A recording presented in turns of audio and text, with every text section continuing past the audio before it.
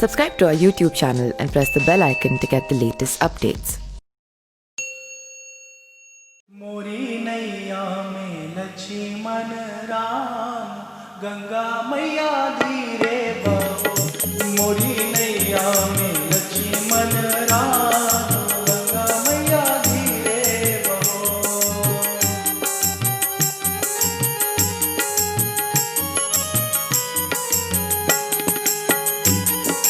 केवट रामायण से जुड़ा हुआ एक महत्वपूर्ण पात्र है। रामायण के अनुसार केवट प्रभु श्री राम का बहुत ही बड़ा भक्त था और केवट ने ही प्रभु श्री राम, माता सीता और लक्ष्मण को गंगा नदी पार करवाई थी। केवट का जिक्र हमें रामायण के अयोध्या कांड में पढ़ने को मिलता है। ऐसा कहा जाता है कि जब यह संसार शुरू हुआ था तो उस दौरान केवट का जन्म कछुए के रूप में हुआ था और उस समय धरती पूरी तरह से जल में डूबी हुई थी। केवट से जुड़ी पौराणिक कथा के अनुसार केवट ने कछुए के रूप में मोक्ष पाने के लिए भगवान विष्णु जी के अंगूठे को छूने की कोशिश की, मगर वो ऐसा करने में सफल नहीं रहा। जिसके बाद केवट ने कछुए के रूप में भगवान विष्णु की कड़ी तपस्या की और केवट की इस तपस्या से खुश होकर भगवान विष्णु ने केवट को इंसान के रूप में जन्म लेने का वरदान दिया।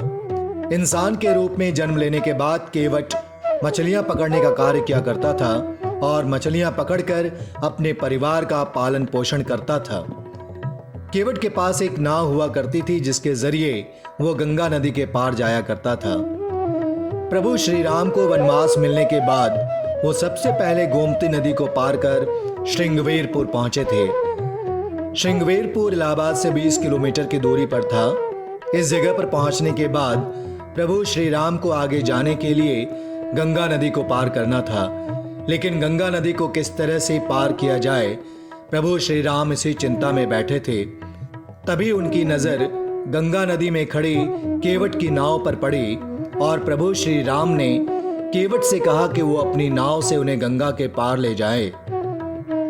प्रभु श्री राम और केवट के बीच जो संवाद हुआ उसका वर्णन रामायण में कुछ इस तरह से है।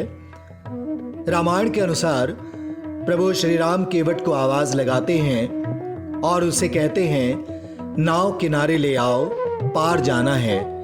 प्रभु श्री राम की आवाज सुनकर केवट उनसे कहता है, मैंने सुना है तुम्हारे चरणों की धूल से पत्थर की शिला सुंदर सी स्त्री बन गई थी। मेरी ये नाव काठ की बनी हुई है।